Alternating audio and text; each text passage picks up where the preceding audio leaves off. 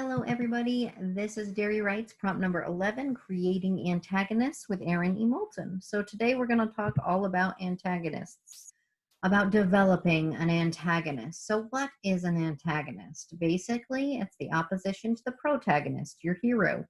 An antagonist is often another character. However, it can also be nature or self. An antagonist, very simply put, is the bad guy, whereas a protagonist is a good guy. So I want you to think about who are your favorite antagonists. Just think for a minute and jot some down. And I'm just going to go through this, and then you can come back and pause at any point during the presentation and just redo or give yourself more time wherever you need. So I'm thinking about books and movies, and I thought really quickly of the Joker from Batman. I thought of Dolores Umbridge from Harry Potter and Mrs. Trunchbull from Matilda. Those are some of the antagonists that I just love to hate. Dolores Umbridge particularly, I cannot stand. So I then want you to pick one of your villains and create a list of adjectives that describe them. If you get going and you want to add more than adjectives, that's totally fine. This is just to help you get started. So as you can see, I've picked Dolores Umbridge, and I'm going to describe her in a couple of different ways. Self-righteous, simpering, narcissistic, sweet. At times, she can be overly sweet, but I think I'm just going to put sweet. She's certainly determined, and that's an interesting quality. I think she's very cold, especially towards certain people. So as you can see from the last three, there were two that actually might be thought of as good qualities, sweet and determined. So I think it's important to, when you're thinking about an antagonist, it's important to think about some good qualities that they have, because the more you make the character complex, the more realistic it's going to be. And I want you even to consider, is this villain a hero to someone? I think you can certainly say Dolores Umbridge is a hero to a certain set of people. So now the next part of this prompt is we're going to explore our own antagonists. In other words, let's create evil. Here are a couple of things you want to think about. I want you to answer these questions from the point of view of your villain. So again, you can come back to this point and just pause the recording wherever you need to. I'm going to zip right through just to give you an idea of what we're going to be thinking about. So as your villain, you're going to answer, I feel happy when. I feel sad when. People think I am blank, but I am blank.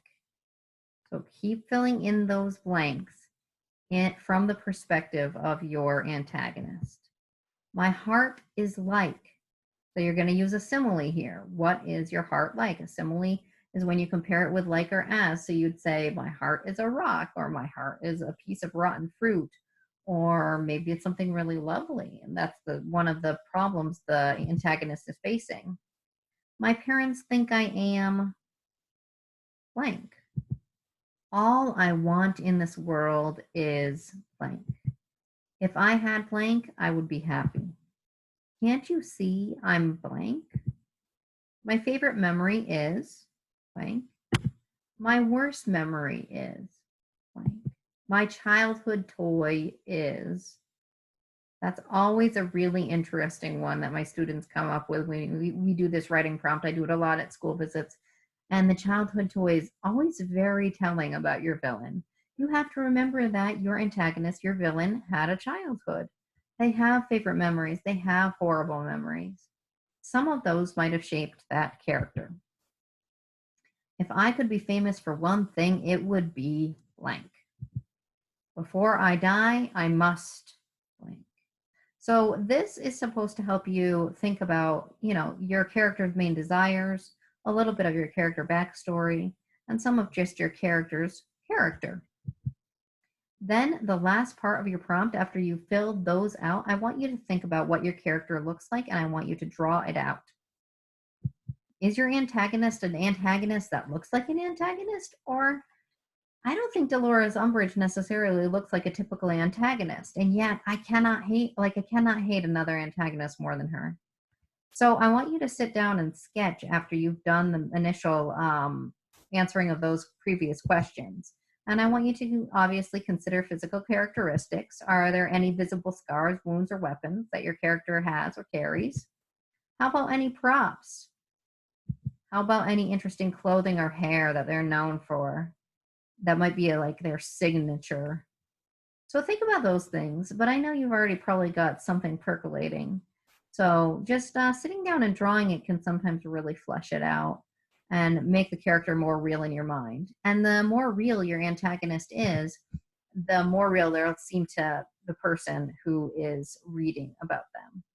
So that's Dairy Rights, and that's prompt number 11. If you have any questions, shoot me an email at erinr@dairypl.org.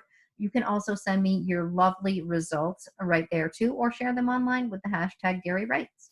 Have fun, stay creative, and I will see you next time.